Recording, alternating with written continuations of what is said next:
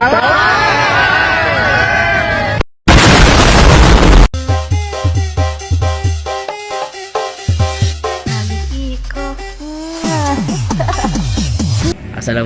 warahmatullahi wabarakatuh. Perkenalkan, nama saya Muhammad Rafi dari kelompok 3. Perkenalkan, nama saya Yuda Firmansyah dari kelompok 3. Perkenalkan, nama saya Muhammad Nurfasa dari kelompok 3 kelas 9. Perkenalkan, nama saya Muhammad Dapi dari kelompok 3 kelas 9A.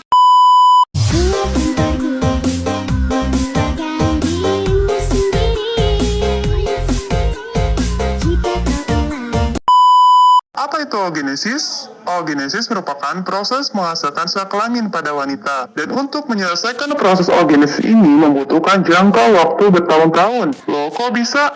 Jelas bisa dong. Kita bahas ya. Oogenesis ini dimulai pada saat wanita berada pada fase embrio. Jadi, selama berada dalam kandungan ibu, proses oogenesis ini sudah mulai terjadi. Pada mulanya, sel benih atau yang dikenal sebagai primordial germ cell akan membelah secara mitosis untuk menghasilkan oogonium.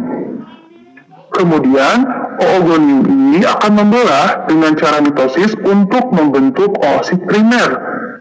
Tetapi kemudian, oosit primer akan menghentikan proses pembelahannya di profase meiosis 1 sebelum masa pubertas. Jadi, yang dibawa oleh wanita sejak lahir bukan ovum, melainkan oosit primer, di mana oosit primer ini merupakan calon ovum yang dibawa oleh wanita sejak lahir. Artinya, sejak lahir, seorang wanita sudah dianggap memiliki persediaan oosit primer untuk seumur hidupnya. Bahkan dalam buku Campbell jilid 11 disebutkan bahwa saat lahir, ovarium mengandung sekitar 1-2 juta oosit primer. Luar biasa kan ya? Kemudian, pada masa puber, hormon FSH atau yang dikenal sebagai follicle stimulating hormone akan merangsang sejumlah folikel untuk melanjutkan pertumbuhan dan perkembangannya. Kita tahu ya, di video sebelumnya kita sudah bahas mengenai folikel, di mana folikel ini merupakan kantung-kantung kecil yang ada di ovarium. Dan biasanya hanya satu folikel yang matang setiap bulan, dan dalam satu bulan itu hanya ada satu folikel yang terpilih untuk melanjutkan meiosis 1 yang tadi belum selesai. Jika terpilih, artinya oosit primer akan menyelesaikan meiosis 1 dan memulai pembelahan meiosis 2. Tetapi kemudian akan berhenti kembali pada metafase 2 dan akhirnya menghasilkan 2 sel haploid yang ukurannya cukup berbeda. Sel yang lebih kecil disebut sebagai badan polar pertama. Beberapa sumber menyebutkan bahwa badan polar ini kemungkinan akan membelah lagi, kemungkinan juga tidak. Pokoknya, mau membelah ataupun tidak, yang jelas badan ini akan tetap mengalami degenerasi. Dan sel yang lebih besar yang mengandung hampir semua sitoplasma oosit primer disebut dengan oosit sekunder. Kemudian, oosit sekunder akan dilepaskan pada saat ovulasi. Jadi, yang dilepaskan saat ovulasi bukan ovum, melainkan oosit sekunder.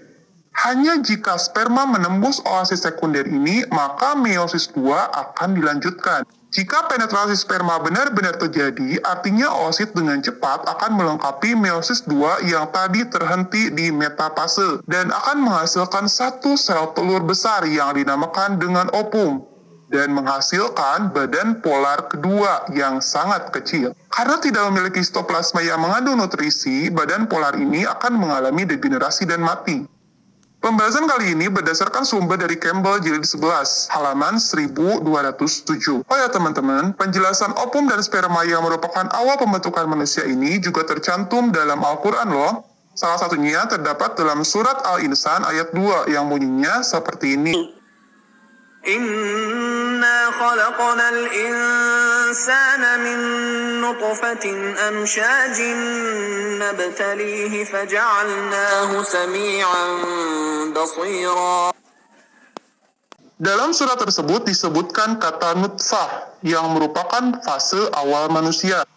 Beberapa sumber menyebutkan bahwa nutfah ini merupakan gabungan sperma dan ovum yang telah melakukan fertilisasi. Jadi sebenarnya Al-Quran telah lebih dulu menjelaskan mengenai fertilisasi ini. Luar biasa kan ya? Oke, segitu aja untuk video kali ini mengenai pembahasan oogenesis. Semoga bermanfaat.